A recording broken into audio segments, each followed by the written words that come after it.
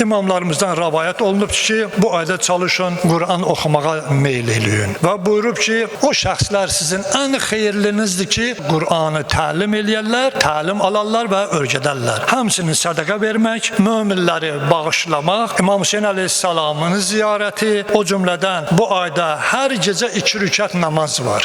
Əgər hər gecə 2 rükət namaz qılsanız, buyurur ki, Həzrət, həmdidən sonra 3 dəfə Kafirun və 2-ci rükətdə də həmçinin bunları oxuyursunuz ki, bunlar dua kitablarında var. Mən istəmirəm bundan vaxtınızı alam. Amma bir dənə namazdır ki, onu hər kəs qılsa Allah yanında çox böyük savaba çatar. Dediyim budur ki, həmdidən sonra 1-ci rükətdə İxlas oxumaq, namazdan sonra 3 dəfə bu zikri demək. La ilahe illallah vahdehu la şerike leh, lehul mulku ve lehul hamdu ve yuhyi ve yumit. Hər kəs bu duanı oxusa, əleyhissalam, Peyğəmbər əleyhissalam buyurur ki, 60 qəbul olmuş həc və ümrənin savabını Allahdan alar. Və həmçinin hər kəs zohrla əsr arasında 4 rükətli namaz qılsa, həmdidən sonra 7 dəfə ayətəl kürsü, 2-ci rükətdə də həmdidən sonra 5 İxlas və 10 dəfə də Əstəğfirullahəl-ləzi la ilahə illə huvəl hayyul qayyum və əs'aluhu tövbə desə, onun üçün çox böyük savablar yazılar. Və həmçinin bu ay